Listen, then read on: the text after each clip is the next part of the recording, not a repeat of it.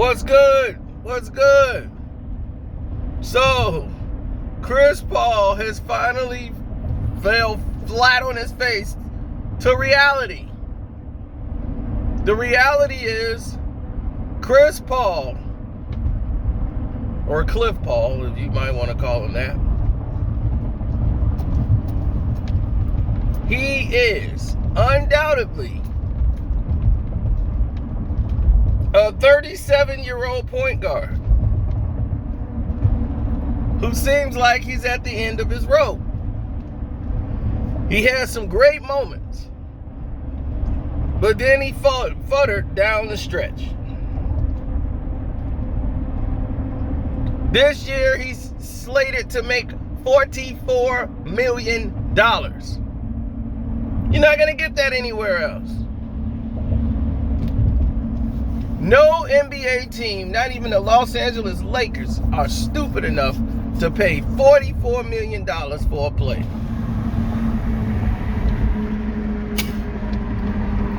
Well, they are stupid enough. I'm sorry. They got LeBron James. But at least he makes it back with marketing. Not for his basketball play. Chris Paul is not marketable.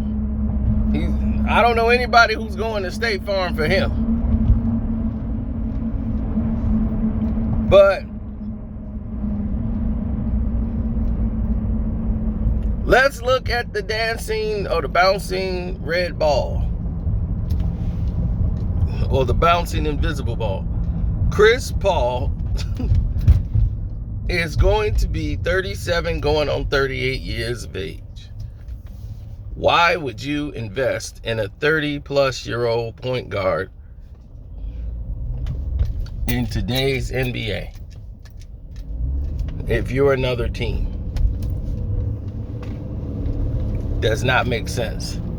There's no market for him. Nobody is willing to pay that. The Phoenix Suns are going to be stuck because they got to pay him the most, which is going to give him $44 million. To get the Houston Rockets and Dave Morley to sign that insane size of a contract for Chris Paul, that was baffling. It's like, this dude's going to be 37. We're going to be paying $44 million to him that year? Yep. So the Lakers took the obvious choice, which was on the table, because once again, I must toot my own horn. On June the 8th, I reported it as soon as I got it. So it was June the 8th. On that day, I got the news. So if I got the news on June the 8th, it was already in works. It was already in place. So what people got to realize is that if we go down these tropes, how far are we going to go without before we fall or kill over? You know? How many times are we going to keep going down the rabbit hole? Now, DeMar DeRozan is supposed to take a pay cut to play for the Lakers. Yay! You got Drummond's going to stay there. You got AD. And now you got Dwight Howard's going to come back. Yay! Now you got super team number 19 for LeBron. Right? Or let me guess. This is not a super team. Right? That's what you're going to say, right? This is not a super team.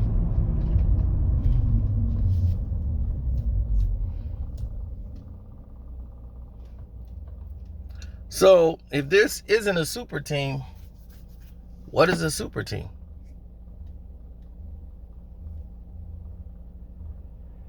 I need to know what a super team is if this isn't.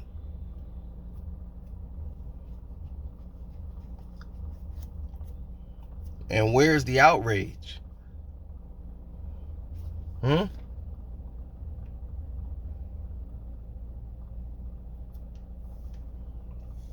Where's the outrage from the people? They spent time trying to make Jrue Holiday and Middleton superstar players to try to make like Giannis had a super team. just so when LeBron does this, no one can have any complaints. Because that's all he knows how to do.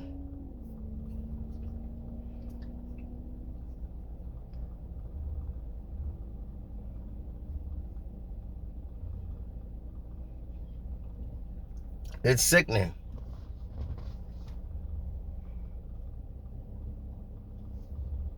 It's sickening the way YouTube is attacking Kwame Brown's channel too. They're attacking my channel right now. Me and Kwame back to back. But I'm used to these fights. You know, he didn't do anything wrong. So why attacking his channel?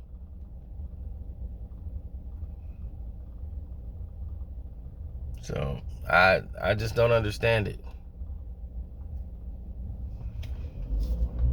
I can see if this person, I looked up age restrictions, and they had violence, sexual imagery, all of these different things on there, and none of it had anything to do with Kwame Brown's videos. Nothing.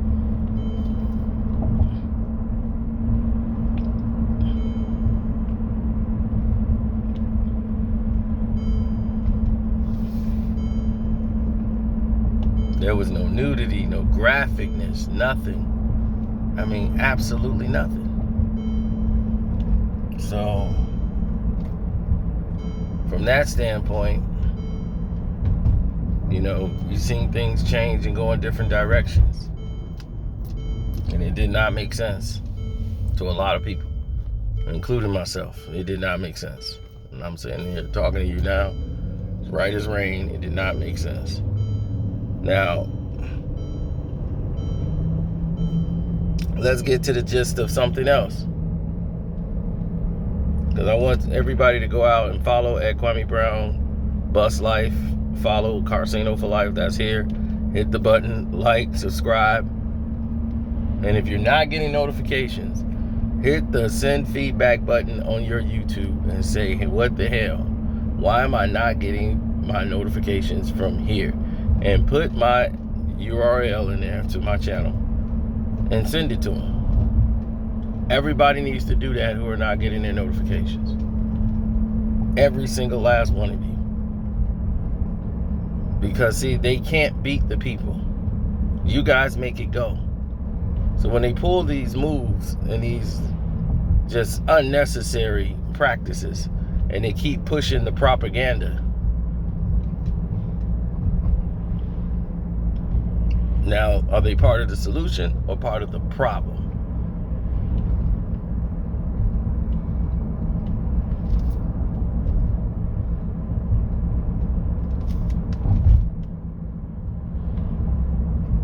We need to try to get to the solution. Because this is getting to be unnecessary, targeted, and not supposed to be what the company is about.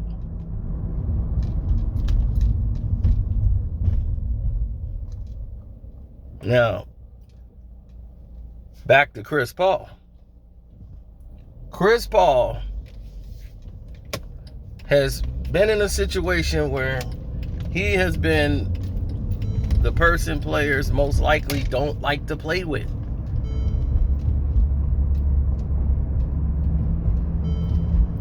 Seriously. When he was with the Clipper, Blake Griffin wanted to punch him in his face. Did not like him. He was a problem.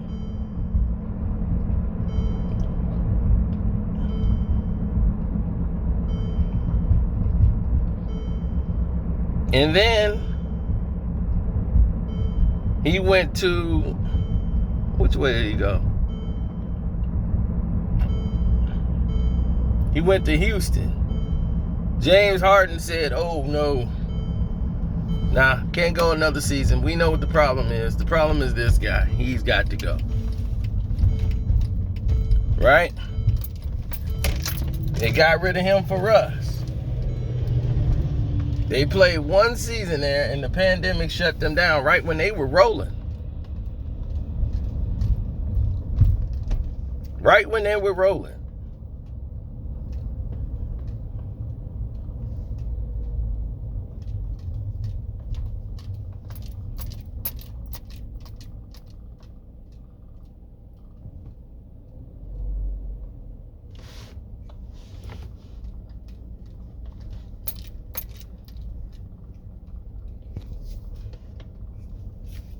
So you might want to ask yourself at times,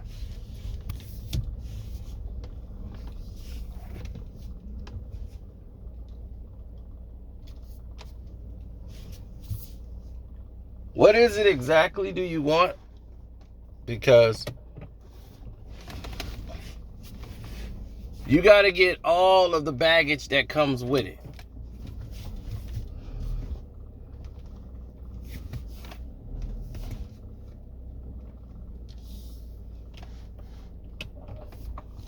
Translation. You got to deal with all of the nonsense.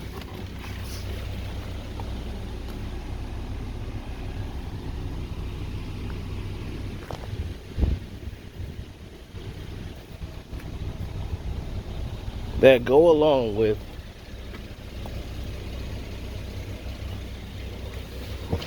dealing with a situation such as that.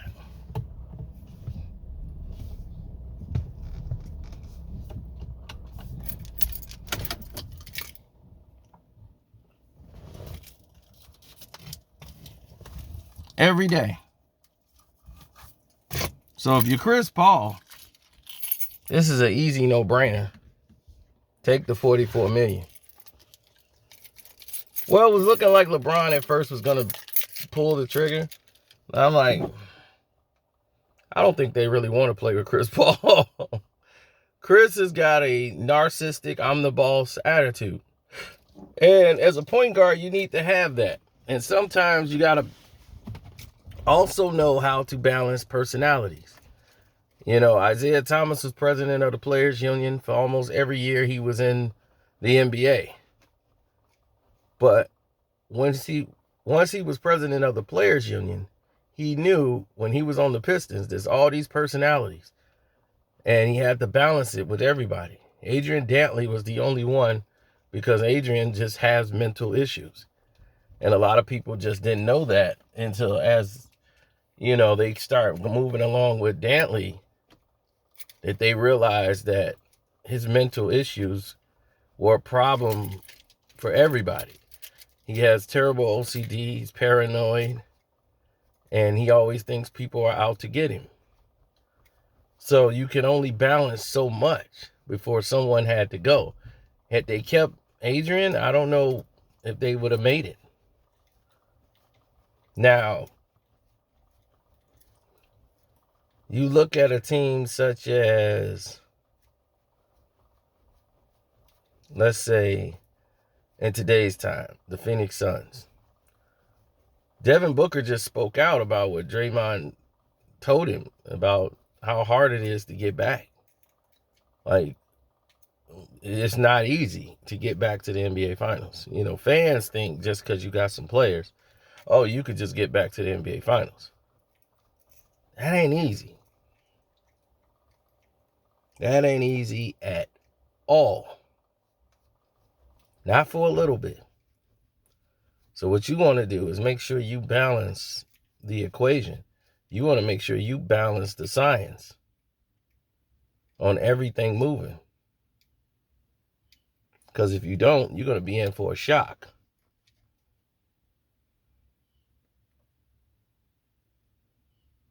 Well, when you can balance the odds, then you can control your destiny.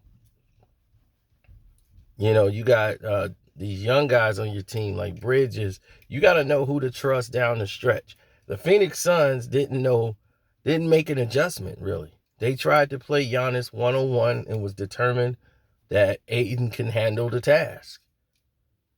And that was not, they didn't try to double him and get the ball out of his hands.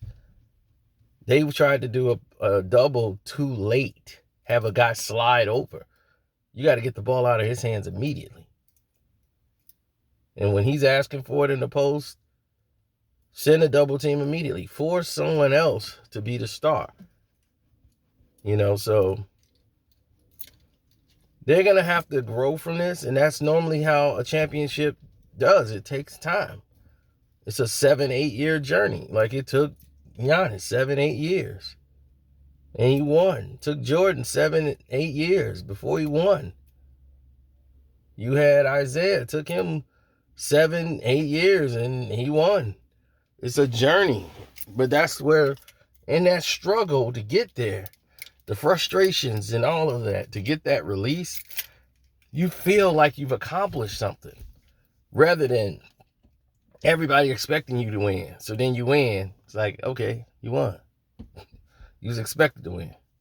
And they quick to do that to KD's glory when he actually had to win the games to get there. They stripped him of all his glory from being an NBA champion.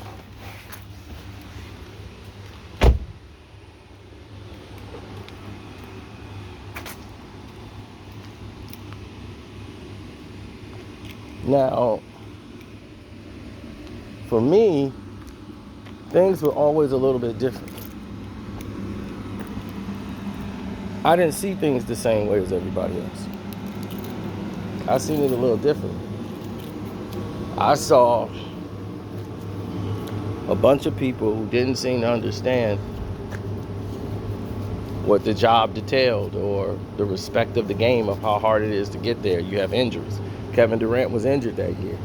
You had a lot of players that was injured. And guys had to step in and still play ball. They had to rebuild their entire bench. They could not afford to have the same players out there. And playing all the way into June and July every year, going to the finals 5 years in a row, the wear and tear on your body, if you're playing both sides of the court, is remarkable.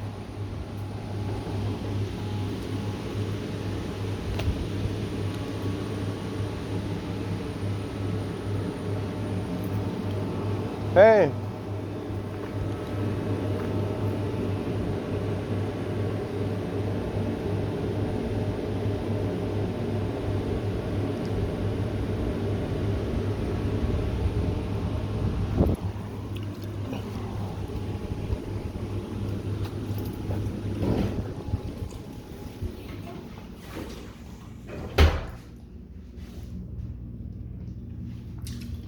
So,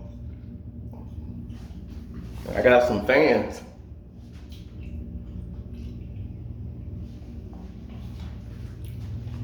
So we're gonna see what happens in the end.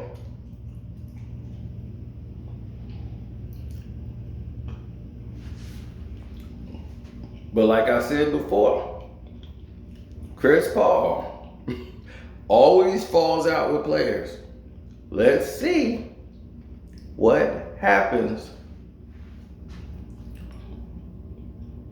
when he runs up against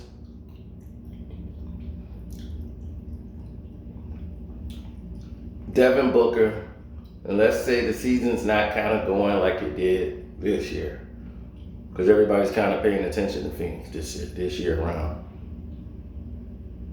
Let's kind of see what happens then. Because that second year, when that target's on your back, that's when it's hard. That's when you gotta do what you gotta do. So anyway, don't forget to hit the super chat.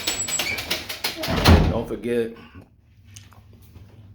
notification bell, subscribe.